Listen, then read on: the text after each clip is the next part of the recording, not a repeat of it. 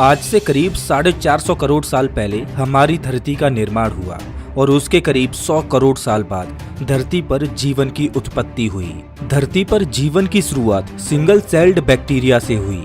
यही single celled bacteria reproduce व evolve होते होते करोड़ों अलग अलग प्रकार के जीव जंतुओं में तब्दील हो गए। हम इंसान भी उन्हीं जीव जंतुओं में से एक हैं और आज आप जितने भी जीवों को देखते हो वो सभी उसी सिंगल सेल्ड ऑर्गेनिज्म से आए हैं। लेकिन धरती पर जीवन का ये सिलसिला इतना आसान भी नहीं था।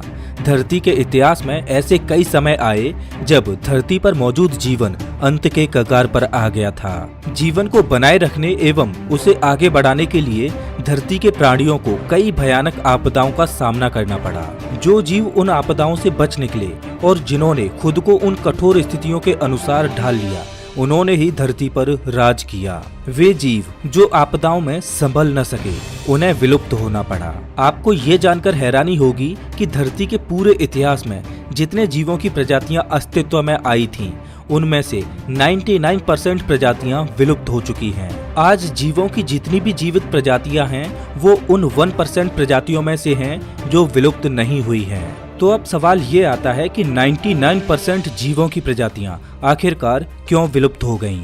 इनकी विलुप्ति का एक मुख्य कारण है मास एक्सटिंक्शंस। मास एक्सटिंक्शंस उन घटनाओं को कहा जाता है जिनमें धरती की 75% या उससे ज्यादा स्पीसीज का अंत जियोलॉजिकल स्केल पर एक बेहद कम समय में हो जाता है। अब ये कम समय 20 लाख साल या उससे कम के नीचे में कितने भी ड्यूरेशन का हो सकता है। और आपको बता दें कि ऐसे मास एक्सटिंक्शंस एक बार नहीं बल्कि 5 बार धरती पर हो चुके हैं और हम छठे मास एक्सटिंक्शन के कगार पर खड़े हैं जिसमें इंसानियत का अंत हो सकता है। दोस्तों, आज की इस वीडियो में हम धरती पर घटे उन 5 मास एक्सटिंक्शंस को ब्रीफली जानेंगे और छठा मास एक्सटिंक्शन कैसे हो सकता है ये भी जानने की कोशिश करेंगे। तो वीडियो में अंत तक बने रहिए। Ordovician Silurian extinction. धरती पर सबसे पहला मास एक्सटिंक्शन उस पीरियड में हुआ जब कोरल्स और सेल्ड ब्राचियोपोड्स नामक लिविंग ऑर्गेनिज्म धरती के कम गहरे पानी में भरे पड़े थे और इन ऑर्गेनिज्म ने धरती की जमीन पर कदम नहीं रखे थे। इस पीरियड को ओर्डोविशियन पीरियड कहा जाता है और इस पीरियड से 370 करोड़ साल पहले धरती पर पनपा जीवन इस पीरियड में धरती के अलग अलग हिस्सों में फैलना और डाइवर्सिफाई होना शुरू ही हुआ था। लेकिन आज से तकरीबन 44 करोड़ साल पहले धरती के क्लाइमेटिक कंडीशंस में एक अजीबोगरीब सा बदलाव देखने को मिला और इस बदलाव ने समुद्री जल स्तर को घटा दिया, जो एक बड़े स्तर पर समुद्री जीवों के विनाश का कारण बना। अगर आपने स्कूलों में भूगोल अच्छे से पढ़ा होगा तो आपको पता होगा कि पेंजिया सुपर कॉन्टिनेंट टूटकर 2 नए सुपर कॉन्टिनेंट गोंडवाना और लोरेसिया में बट गया था। ओर्डोविशियन पीरियड के समय धरती पर यही 2 सुपर कॉन्टिनेंट एग्जिस्ट करते थे। इस पीरियड के अंत के साथ ही साउथर्न गोंडवाना बहुत बड़े स्तर पर फ्रीज होने लगा और कॉन्टिनेंट का एक बड़ा हिस्सा ग्लेशियर में तब्दील होने लग गया। एक तरह से हिमयुग की शुरुआत हो गई थी और इसी कारणवश दुनिया भर में समुद्री जल स्तर का लेवल बहुत तेजी से नीचे गिरने लग गया और समुद्र में रहने वाले बहुत से जीवों का हैबिटेट डिस्ट्रॉय हो गया। फूड चेन कोलैप्स हो गए और बहुत से जीव मारे गए। इस इवेंट का कॉज क्या था ये अभी तक अननोन है और साइंटिस्ट इसको लेकर एकमत भी नहीं है। एक थ्योरी के अनुसार धरती के तापमान में इस समय गिरावट के पीछे का कारण था नॉर्थ अमेरिकन एपेलाचियन माउंटेन्स का फॉर्मेशन जो उस समय हो रहा था। ऐसा माना जाता है कि माउंटेन फॉर्मेशन के दौरान बड़े स्तर पर माउंटेनियस सिलिकेट रॉक्स का इरोजन होने से green house gas carbon dioxide atmosphere से कम होने लगी। अब हम सब ये अच्छे से जानते हैं कि कार्बन डाइऑक्साइड सूर्य से आ रही हीट को धरती पर ट्रैप करके रखती है, जिससे धरती का क्लाइमेट गर्म रहता है। तो इस थ्योरी के हिसाब से कार्बन डाइऑक्साइड कम होने के कारण ही धरती का टेम्परेचर ड्रॉप हुआ और साउदर्न गोंडवाना लैंड फ्रीज होना स्टार्ट हुआ, जिससे ये मास एक्सटिंक्शन हुआ। हालांकि सभी वैज्ञानिक इस थ्योरी से सहमत नहीं हैं और कुछ अल्टरनेटिव थ्योरीज भी हैं जो इस इवेंट को एक्सप्लेन करती हैं। जैसे कि एक थ्योरी के अनुसार ऑक्सीजन डिप्लेशन के समय टॉक्सिक मेटल्स ओशियन वाटर में डिसॉल्व हो गए होंगे, जिससे समुद्री जीवों का खात्मा हो गया। अन्य कुछ वैज्ञानिकों के अनुसार उस समय सुपरनोवा से उत्पन्न गामा रे बर्स्ट धरती पर पड़ी होंगी, जिसके कारण धरती की ओजोन लेयर में एक बड़ा होल क्रिएट हो गया होगा और हानिकारक सूर्य की किरणें धरती पर पड़ी होंगी, जिससे धरती की मरीन लाइफ डिस्ट्रॉय हो गई होगी। एक और थ्योरी है जो ये सजेस्ट करती है कि वोल्केनिक एक्टिविटीज ने इस मास एक्सटिंक्शन को जन्म दिया। Late Devonian extinction, Devonian period जिसे एज ऑफ फिश के नाम से भी जाना जाता है, उसमें कई उतार चढ़ाव आए। इस पीरियड में कई प्री हिस्टोरिक मरीन स्पीसीज की उत्पत्ति व उनका अंत हुआ। हालांकि इस समय तक कई एनिमल्स जमीन पर इवॉल्व होने लगे थे, लेकिन ज्यादातर जीवन अभी भी समुद्रों तक ही सीमित था। लेकिन समुद्रों में बसा ये जीवन ज्यादा दिनों तक नहीं टिकने वाला था। दूसरे मास एक्सटिंक्शन में एक बार फिर से समुद्री जीव बड़े स्तर पर विलुप्त हुए। एक रफ एस्टीमेट के अनुसार इस दौर में 75% स्पीसीज विलुप्त हो गई थी और इस बार इनकी विलुप्ति के पीछे का कारण था वेस्कुलर प्लांट्स जैसे कि ट्रीज और फ्लावर्स। जी हाँ, वही ट्रीज और फ्लावर्स जिनके बिना आज हम इंसान भूखे मर जाएंगे। प्री हिस्टोरिक प्लांट्स से इवॉल्व होकर वेस्कुलर प्लांट्स जैसे कि ट्रीज और फ्लावर्स की उत्पत्ति हुई। अब ऑब्वियसली इन प्लांट्स के रूट्स थे और ये प्लांट्स जमीन पर उगते थे। उस समय धरती की जमीन आज के समय की मिट्टी जैसी नहीं थी।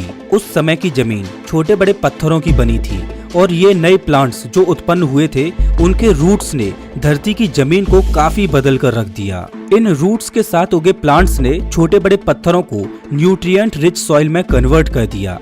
ये न्यूट्रिएंट रिच सॉइल जब धरती के समुद्रों में गई तो इनमें समुद्र के पानी में बड़े स्तर पर एल्गाई बैक्टीरिया पनपे। आपने नालों व नदियों के पानी में हरिकाई जैसा कुछ देखा होगा, वही एल्गाई होते हैं।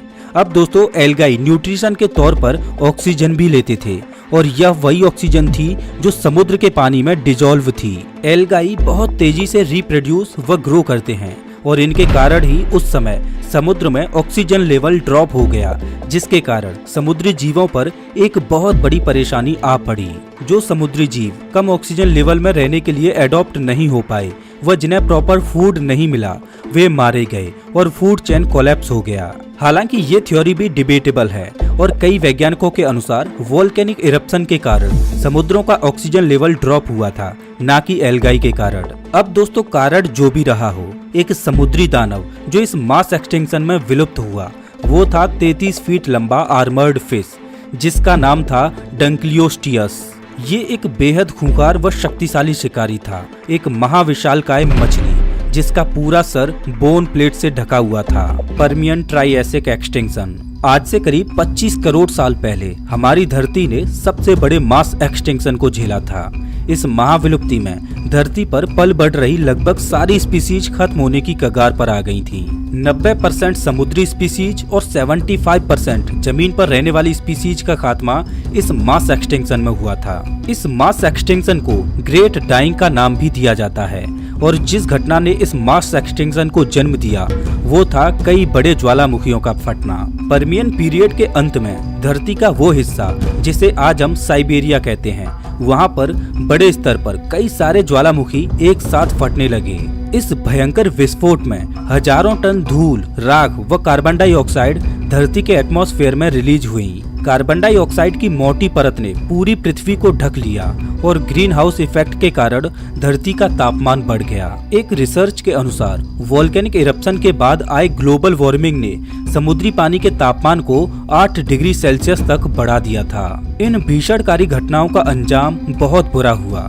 वेदर पैटर्न चेंज हुए, समुद्र में पानी का स्तर बढ़ा और एसिड रेन की बरसात होने लगी। एटमॉस्फेयर में रिलीज्ड कार्बन डाइऑक्साइड समुद्री पानी में डिसॉल्व हो गई, जिससे मरीन इन्वर्टिब्रेट्स जैसे कि कोरल्स जो उस समय रहते थे उन पर काफी बुरा प्रभाव पड़ा। साथ ही ट्राइलोबाइट्स नामक एक स्पीसीज पूरी तरह से खत्म हो गई। कुछ जियोलॉजिकल एविडेंस ये भी सजेस्ट करते हैं कि ओशियन में डिसॉल्व ऑक्सीजन जो कि उस समय मछलियों और मरीन एनिमल्स जो गिल्स के द्वारा श्वास लेते थे वो भी कम हो गए। ओशियन सर्कुलेशन में चेंजेस होने के कारण फर्दर और मरीन एनिमल्स मारे गए। समुद्र से हटकर अगर हम जमीन पर रहने वाले लिविंग ऑर्गेनिज्म की बात करें तो इस पीरियड में डाइवर्सिफाइड टेरेस्टेरियल प्लांट्स व इंसेक्ट्स एग्जिस्ट करते थे, जैसे कि ग्लोसोपेटेरिस नामक ये प्लांट जिसकी पत्तियां टंग शेप की थी और इस मास एक्सटिंक्शन में ये भी विलुप्त हो गए। क्योंकि इस पीरियड में डाइवर्सिफाइड टेरेस्टेरियल प्लांट्स थे, इसीलिए इन प्लांट्स ने तरह तरह के इंसेक्ट्स को फलने व फूलने का मौका भी दिया था। मेगान्यूरोप्सिस नामक ये ड्रैगन फ्लाई उस समय का सबसे बड़ा इंसेक्ट था। 21 इंच का ये फ्लाई धरती पर पाए जाने वाले अब तक के सबसे बड़े इंसेक्ट्स में से एक है, जो इस मास एक्सटिंक्शन में विलुप्त हो गया। बात करें अगर टेरेस्टेरियल एनिमल्स की, तो दो तरह के एनिमल्स जो पर्मियन पीरियड में रहते थे और विलुप्त हुए थे, साइनेप्साइड्स और सोरोप्साइड्स। ऐसा माना जाता है कि साइनेप्साइड्स मैमल्स के पूर्वज थे और उनका स्कल यानी जो खोपड़ी थी उसमें एक ओपनिंग हुआ करती थी।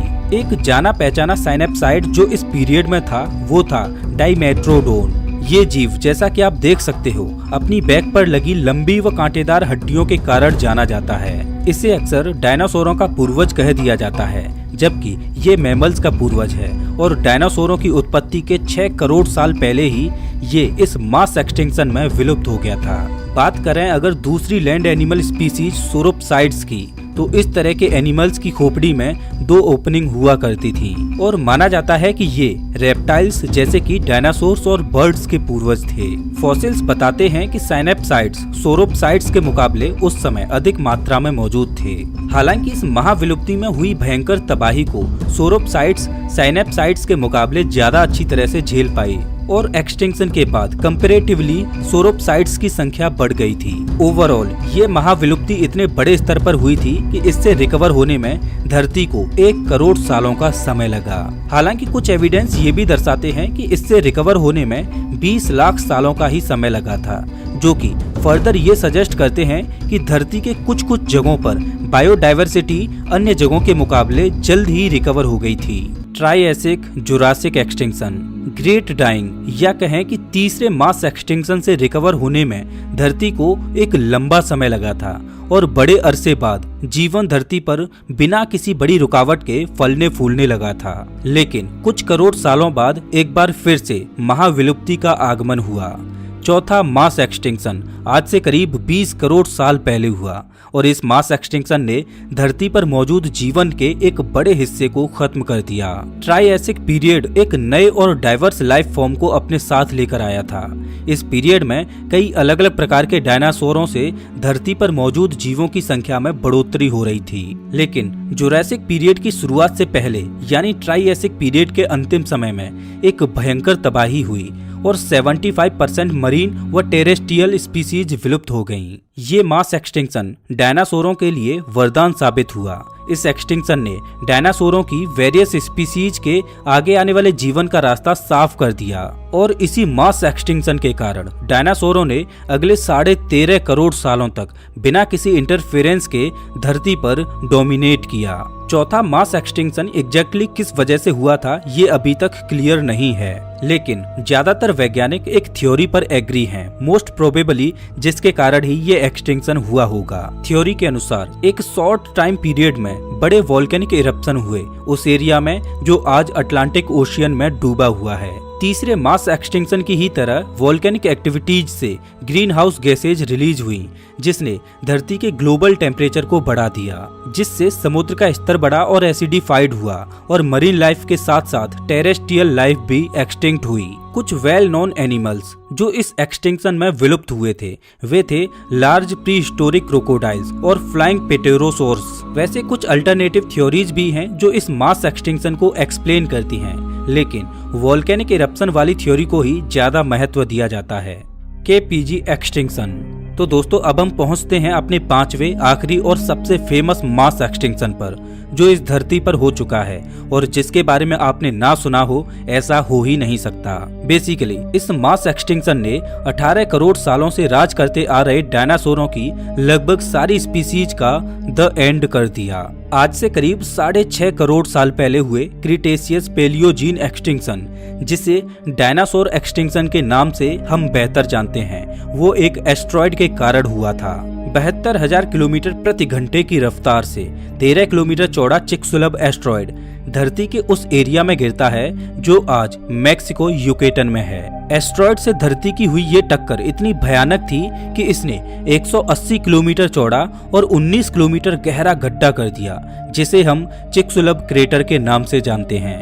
ये धमाका इतना जोरदार था कि इम्पैक्ट के 1450 किलोमीटर दूर फैला समूचा जमीन पल भर में ही राख हो गया। लेकिन ये तो तबाही की बस शुरुआत थी। धमाके से निकली धूल और राख धरती के चारों ओर फैल गई और धूल व राख की एक परत से समूची धरती ढक गई। इसकी वजह से सूर्य की रोशनी सही तरह से धरती पर नहीं पहुंच सकी और पेड़ पौधे फोटोसिंथेसिस प्रोसेस को अंजाम नहीं दे सके, जिसके कारण बड़ी मात्रा में पेड़ पौधे सूख गए और हर्बीवोरस डायनासोर जो इन प्लांट्स पर डिपेंडेंट थे वे मारे गए। और उसके बाद कार्निवोरस डायनासोर भी मारे गए, क्योंकि ये हर्बीवोरस डायनासोरों को खाकर जिंदा रहते थे। इसके साथ ही धरती के तापमान में एक जोरदार गिरावट आई, क्योंकि सूर्य की रोशनी धरती तक नहीं पहुंच पा रही थी और ऐसा हाल एक लंबे समय तक चला। वैज्ञानिक मानते हैं कि इम्पैक्ट के कुछ महीनों बाद ही ज्यादा से ज्यादा डायनासोर और बाकी अन्य जानवर विलुप्त हो गए होंगे। लेकिन डायनासोर या बाकी अन्य जानवरों के वो सारे स्पीसीज जो उड़ सकते थे, जमीन को खोदकर उसके अंदर रह सकते थे, व जो समुद्र की गहराइयों में जाकर बच सकते थे, वे बच गए। पक्षियों की कई सारी प्रजातियां जो आज के समय में हैं, वो डायनासोरों की बची हुई वो स्पीसीज थी जो उस समय मास एक्सटिंक्शन को सरवाइव कर गईं और इवॉल्व होकर आज इस रूप में हैं। डायनासोरों के खात्मे ने मैमल्स को फलने फूलने का एक बेहतरीन मौका दिया और इन्हीं मैमल्स से इवॉल्व होकर हम इंसानों की उत्पत्ति हुई। यूं तो मास एक्सटिंक्शंस कई स्पीसीज के विलुप्त होने का कारण बने, लेकिन अगर ये 5 मास एक्सटिंक्शंस ठीक उसी क्रम में तथा ठीक उसी प्रकार नहीं हुए होते जिस प्रकार से हुए हैं, तो आज के समय में धरती पर हम इंसानों की जगह कोई और राज कर रहा होता। अब दोस्तों, जैसा कि हमने देखा कि धरती 5 बार मास एक्सटिंक्शन से गुजर चुकी है, एक इंटरेस्टिंग सवाल ये आता है कि छठा मास एक्सटिंक्शन आखिरकार कब होगा और क्या उस मास एक्सटिंक्शन में हम इंसान भी विलुप्त हो जाएंगे। आपको ये जानकर हैरानी होगी कि साल 1970 से वर्टिब्रेट स्पीसीज की संख्या 68% प्रति साल की रफ्तार से घट रही है और IUCN की रिपोर्ट के मुताबिक मौजूदा समय में 35,000 स्पीसीज विलुप्ति के कगार पर हैं। अकेली 20वीं सदी में ही 543 लैंड वर्टिब्रेट्स विलुप्त हो चुके हैं।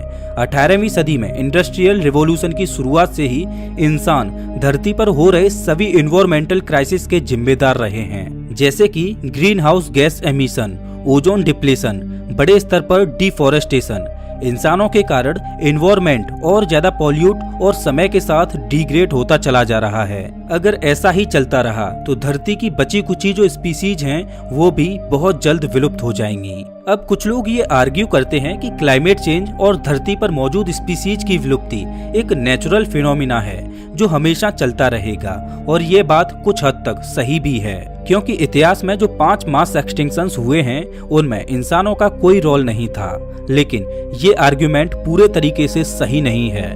वैज्ञानिकों के अनुसार इंसानों के इंटरफेरेंस के कारण धरती पर मौजूद बाकी अन्य स्पीसीज कई हजार गुना तेजी से विलुप्त हो रही हैं। स्टडीज बताती हैं कि ह्यूमन इंटरफेरेंस के बिना जो स्पीसीज धरती से विलुप्त हो चुकी हैं वो 800 से लेकर 10,000 सालों तक और जीवित रहती। आने वाले सालों में इंसानों को ओवर पॉपुलेशन, भूखमरी, बाढ़, वाटर स्केरिसिटी में भी कोई बहुत बड़ी नेचुरल कैलेमिटी और न जाने कितनी ही अन्य समस्याओं का सामना करना पड़ेगा। अगर ये सब भी कम पड़े तो 2-4 न्यूक्लियर वॉर भी धरती को बर्बाद करने के लिए काफी हैं। अब ये देखना काफी इंटरेस्टिंग होगा कि इंसान इन सारी प्रॉब्लम से डील करके या किसी अन्य प्लानेट पर बसकर अपनी स्पीसीज को कंटिन्यू रख पाते हैं या नहीं। ये भी देखना काफी इंटरेस्टिंग होगा कि अगर किसी मास एक्सटिंक्शन में इंसान विलुप्त हो जाते हैं तो वो कौन सी स्पीसीज होंगी जिनका आने वाले समय में धरती पर दबदबा होगा। खैर, अगर ऐसा होता है तो ये विटनेस करने के लिए हम इंसान जिंदा ही नहीं रह पाएंगे। तो दोस्तों, इस वीडियो में बस इतना ही। वैसे आप हमारा ये वीडियो कौन से शहर से देख रहे हो हमें कमेंट करके जरूर बताएं। अगर आपको ये वीडियो अच्छा लगा हो तो इसे लाइक करें और ऐसी वीडियोज के लिए चैनल को सब्सक्राइब करें, साथ ही बेल आइकन दबाएं।